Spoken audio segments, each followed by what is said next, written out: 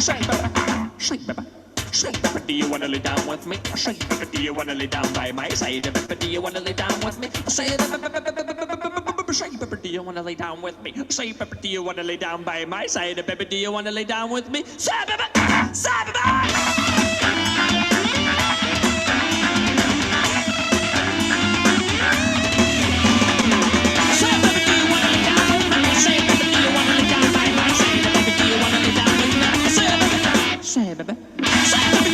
down with me? Say, baby, do you wanna lay down by my side? Baby, do you wanna lay down with me? Say, baby. Say, baby. Say, baby, do you wanna lay down with me? Say, baby, do you wanna lay down by my side? Baby, do you wanna lay down with me? Say, baby. Say, baby.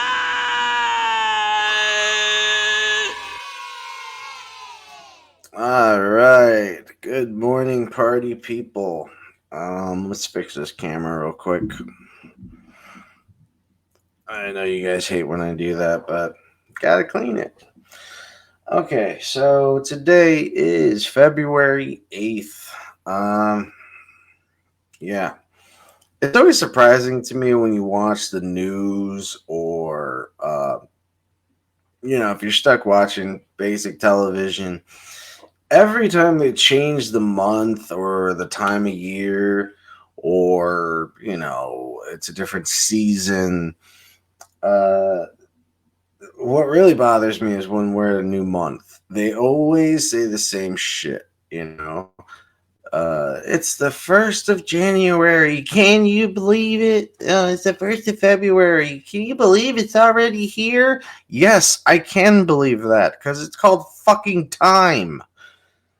And it's basically the fucking sun making a quick orbit. It's the fucking Earth making a quick orbit around the sun, and then we're back where we started. Okay, the idea that it is a new day, or a new month, or a new year should never be goddamn newsworthy. I'm sorry. That's like just sitting around and staring at a clock and be like, "Oh my god, can you believe it's 9:22 already?" Last time I checked the clock, it was only 9:21. So yeah, I mean, like, that's literally the news in a nutshell whenever it's the first day of anything. And I don't know, it's just the most annoying goddamn thing on earth. And yeah, it just never seems to end. And I did watch that. John Oliver does a great job of making fun of that. Jimmy Kimmel just recently did a joke about it because it was February 1st. And it's just amazing how, if you watch one news network, you're watching them all when it comes to so many of the major news networks like Good Morning America, all the big morning shows. And again, the fact that they're always so easily impressed that once they say, "Can you believe it? It's February 1st already?" You can't help but yell at the TV. Yes, I can believe that. The Earth rotates. It's a trip around the sun, and then there it is again. We were here last year. But yeah, these are the same idiots that, "Oh, it's 9:23 now. Last time I looked at the clock, it was 9:22. Well, yeah, it's going to do that if you keep staring at the goddamn clock, okay? And there's an old saying that I absolutely love. I learned it from Better Call Saul, and it's that, a watched pot never boils. And it's a great phrase because I can't stand being watched when I'm doing anything. So if your boss is staring you down while you're trying to do something, turn around and say, "Are you familiar with the phrase, 'a watched pot never boils'?" And I swear to God, it'll drive them right out of your way. Okay.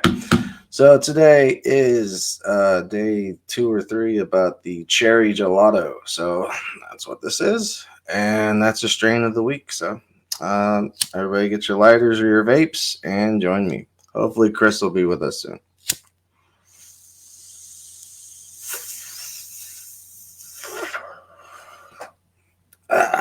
Hey, Chris, how you been, honey?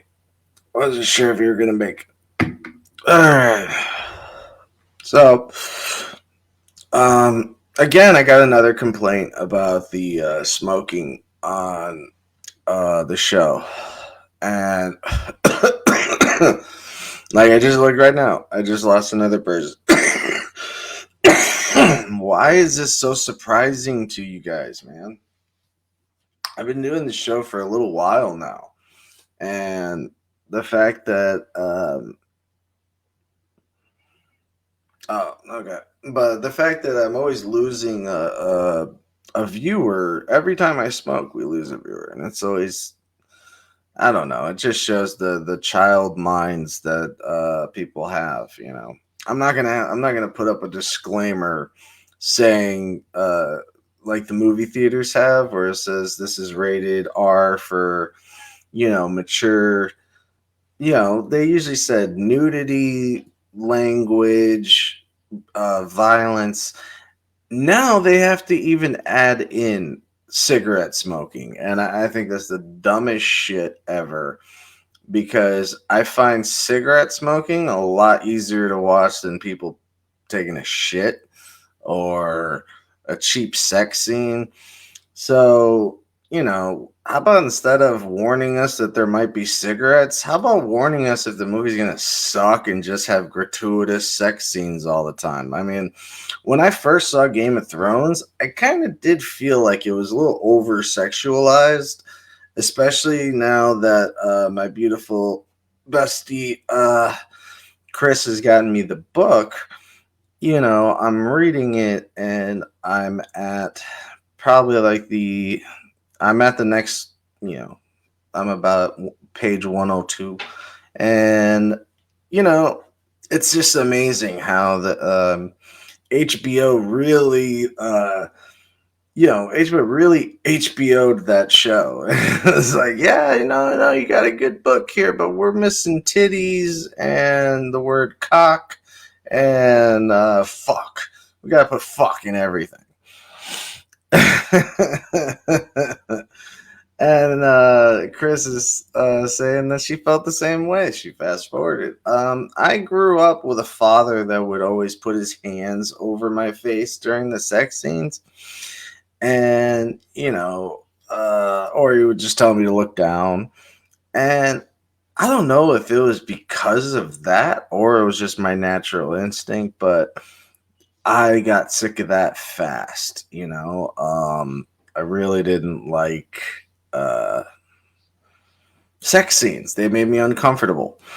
I can understand the point to a sex scene. Sometimes a sex scene can be very, very important to a plot device, as a plot device, or it could be extremely important to the plot. But for instance, I think that any rape scene should be limited to like 3 seconds long. Like once you rip the shirt, we can move on to the next scene. I really don't want to watch this, and the good way, yeah, I agree with Chris here. A good way of showing that they've had sex is just showing the pillow talk afterwards or the morning afterwards. We get the point. We don't need to see false penetration and the overbearing noises, and you'd think that these people had G spots all over their body, because it's hard to get a girl to make those kinds of noises unless she's like purposely trying to be loud. And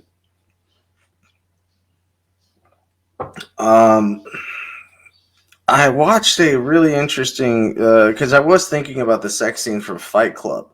Now, what I think is interesting about that specific scene, I'm sorry, I was just reading something. Here, I'll just put it up. So Chris is saying something else. Orville penetration in some cases. Shia LaBeouf did one. Yeah, I don't need to see it. I don't need to see the penetration. I don't need, that's what porn is for. I really don't need to see it. Shit, I lost my train of thought. Oh right. The Yeah, there's a movie where a guy gets a blowjob and they show the entirety of it and the girl did do it. And what I loved about that was that Siskel and Ebert said this was disgusting. This was not artistic. This is just trying to see what you can get away with. The blowjob had no point to the plot. It was simply a way of shocking people. And I'm sorry, but shock is the cheapest plot device to ever have to use in a movie. I don't need it. If you can't write a good story, don't throw in pointless shock scenes because it's just going to piss me off more. Now, when I was talking about the sex scene in Fight Club, now, what I always thought was funny is that he had never looked at anyone else in that weird camera framing and the weird um, cinematography that was used during that sex scene. And one person has brought up, well, not one person, but a person brought up the theory that Marla Singer and Tyler Durden both were simple products of, uh, you know, the narrator's mind, and so the reason why he could only see the sex scene in those strange ways was because we never really saw any faces. We only saw Marla's face. We never saw the guy. We never saw Tyler's face or Edward Norton. So I think um, that's a great way of saying like the reason why they showed it that way was because he knew that he couldn't see the face of who was underneath her because that would ruin his mental state that basically was hiding Tyler from him the whole time. So he never sees anything else in that particular view. So that's the only time I can ever recall a sex scene ever having an actual purpose. Um, And yeah, if I'm wrong about that, fuck man, I would love to hear a comment that proves me wrong. All right, now the reason why we're gonna get into the well, what's the word? The reason why why it's titled Alex Jones Sucks is there has been some more there's been some updates in the case from his constant harassment of the families of Sandy Hook and the fact that they are now suing him. And, you know, people can have their reservations of thought. People can question a lot of different things, and there's nothing wrong with that.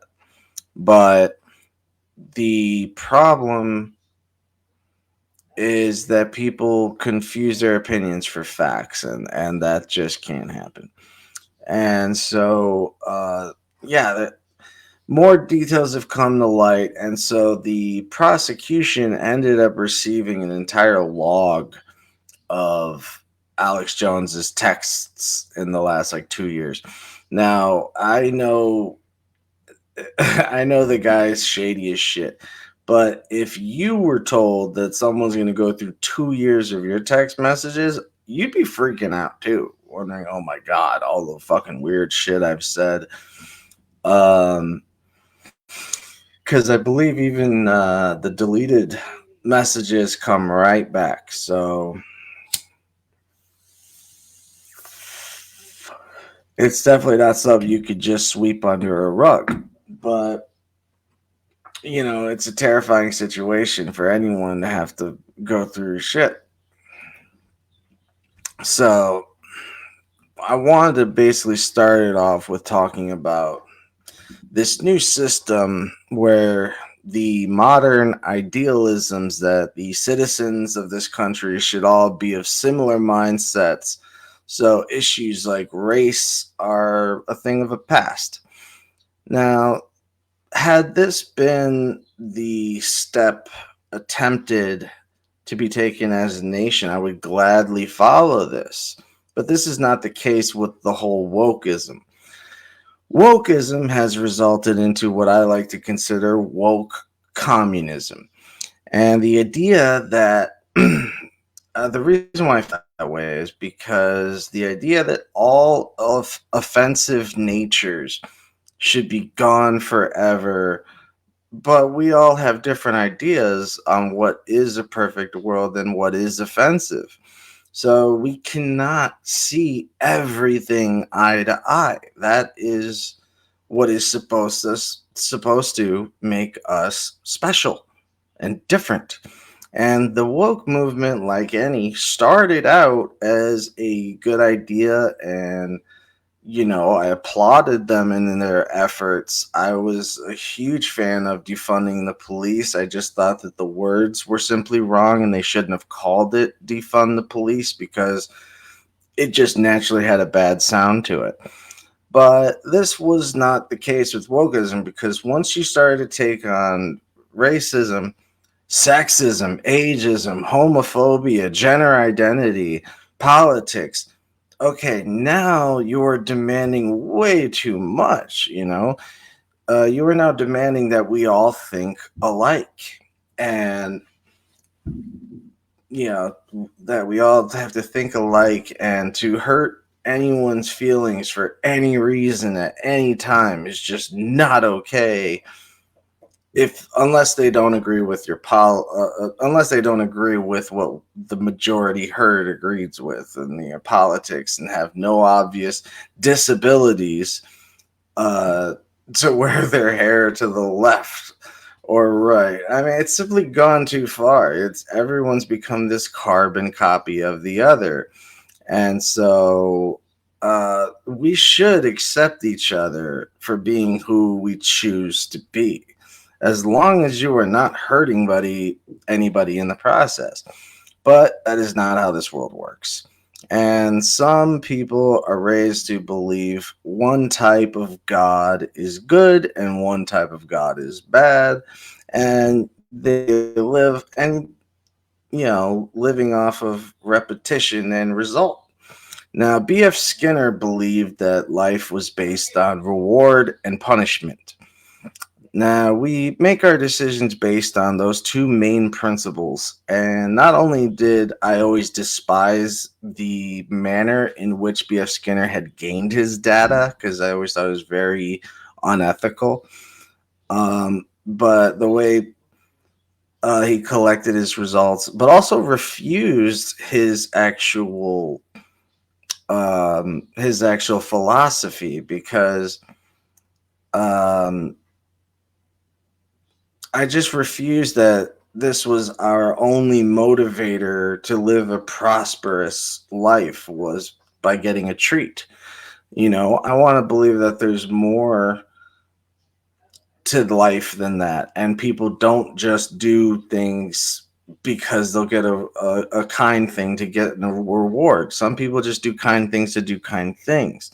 Now, Chris, my friend, has mentioned multiple times to me that she remembers that I would just walk an old person across the street, if I thought they were alone. Or I want to believe people can do these things without the need of any motivation other than the kindness of their hearts.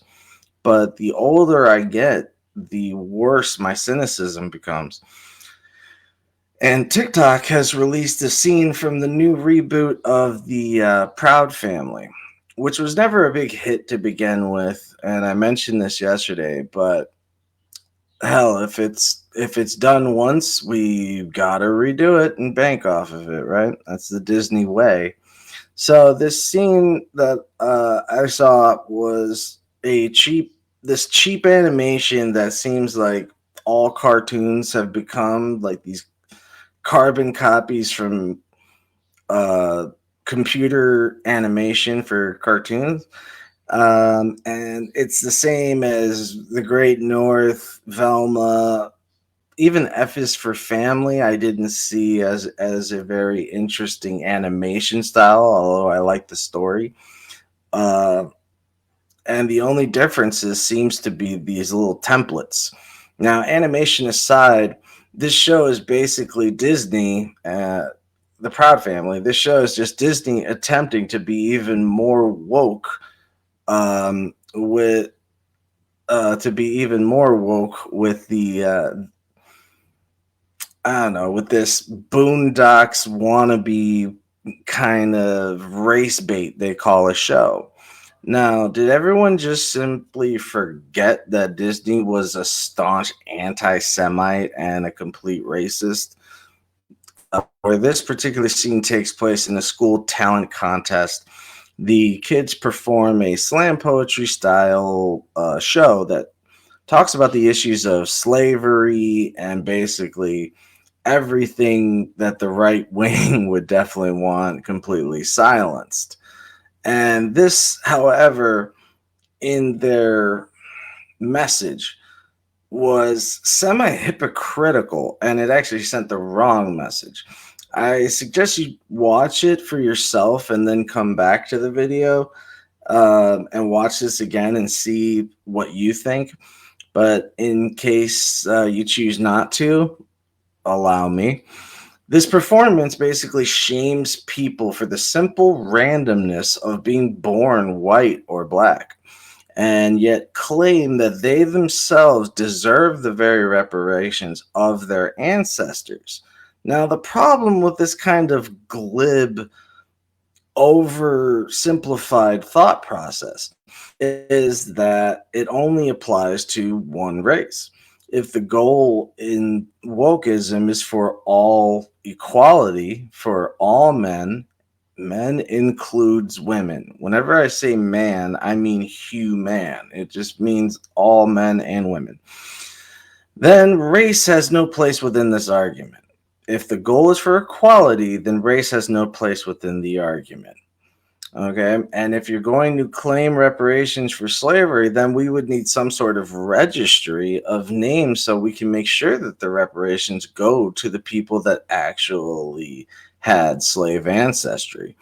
We also then would be giving some sort of reparation. We should give some sort of reparations to the Japanese for the Americans for the Japanese internment camps during the Second World War. And since we are retroactively making up for that crime against humanity, we also should have to punish certain companies that benefited from it. One being your company, Disney, the same company, since it was founded on racism. Try watching some of the original first Disney cartoons, and you'll see what I'm talking about. The point of learning history is not to point fingers or measure which events were the worst of all time, but to learn from our mistakes and move forward as one, not move forward in tribes. I want to mention that the man that looked at a certain this man wants. I'm talking about Alex Jones now, okay? Because another one of the biggest enemies of the woke movement was Alex Jones. And I want to mention that the man was once looked at with certain respect for his journalism, outside of the box thinking. And this was 25 years ago. So I'm talking about the man 25 years ago. And then how he was actually respected and but then just warped into a complete and total monster. So Alex Jones, I mention him since he is a huge hater of the woke movement, and as I am now, he's always hated it. I just hate what it's become. But we hate the idea for different reasons. So Alex used to be the guy that would I don't know. He'd be at every Investigate 9/11 rally. He always seemed to be on the side of the little guy and the side of the people. He even helped fund the documentary Loose Change, which is probably one of the probably the best investigation into the oddities of 9/11. And he was seen, giving his thoughts in interviews that came out well worded, coherent, comprehensive. Then Sandy Hook came along, and I won't bother with the specifics, but was in another controversial film that was called We Need to Talk About Sandy Hook. And this was another deep dive into the oddities of that tragedy as well. This was not yet the nail in the coffin for him, but it definitely was how the hammer and nails came into play. Rather than his usual calm demeanor, he had turned into a cartoonish version of himself, and for the advancement of his own brand. The conflict that he had in 99 with Bill Cooper, it might have been 98, but I think it was 99, because I remember Y2K being some of the issues. This shows you how far back that I go when it comes down to politics and conspiracy theories. So Bill Cooper had a conflict with him around 99 that got him his spot, and Bill Cooper was the first to say that Alex Jones is not who he claims to be. What once was a relationship built on a mutual respect for their type of journalism and the type of content, the content being so, polarizing and sharing the same fans as shows like Coast to Coast AM, The Power Hour, George Norrie, Art Bell, George Knapp, etc., etc.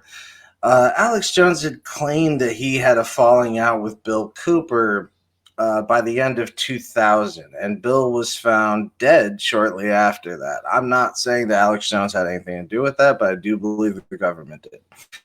After he was found dead, it was considered a suicide, and it was marked down as a suicide. And Bill Cooper would constantly say on his own program, his radio program, he would constantly say, if you ever hear that I took my own life, that's a full-blown lie.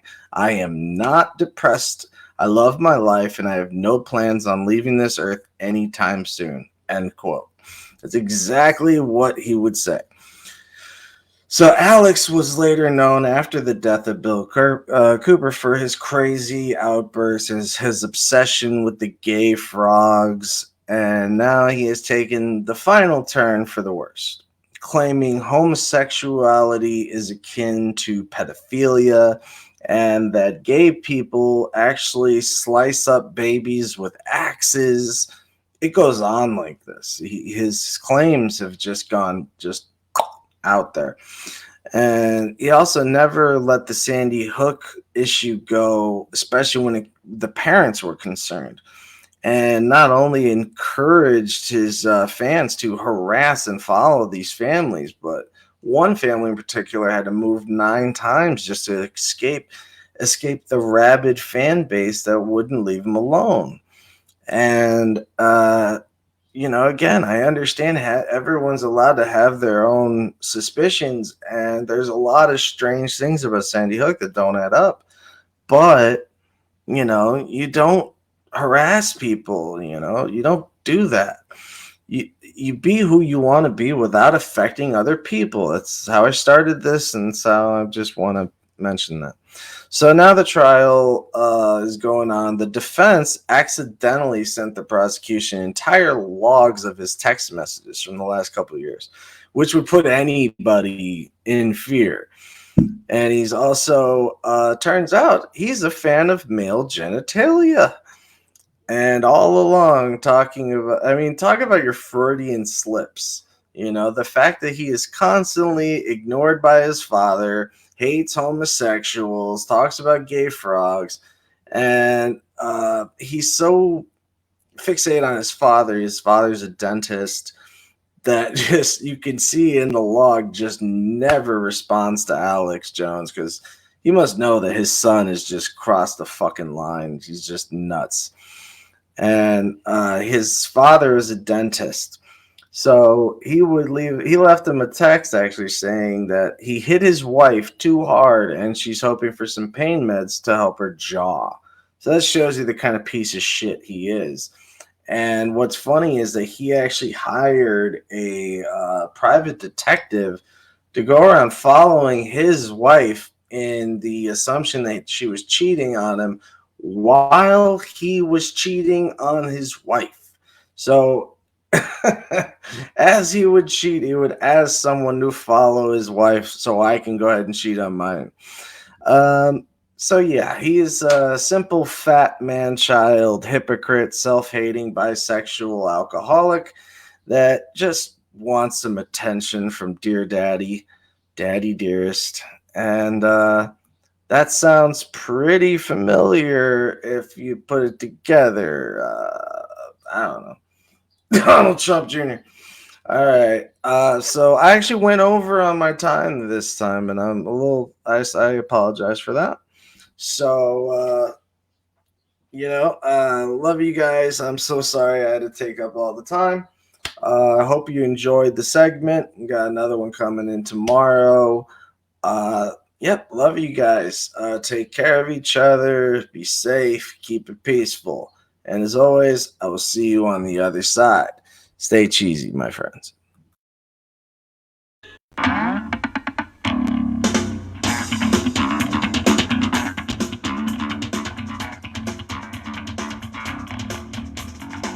Say, baby, do you wanna lay down with me? Say, baby, do you wanna lay down by my side? Baby, do you wanna lay down with me? Say, baby, say, baby. Say, baby, do you wanna lay down with me? Say, baby, do you wanna lay down by my side? Baby, do you wanna lay down with me? Say, say, baby, do you wanna lay down with me? Say, baby, do you wanna lay down by my side? Baby, do you wanna lay down with me? Say, baby, say, baby.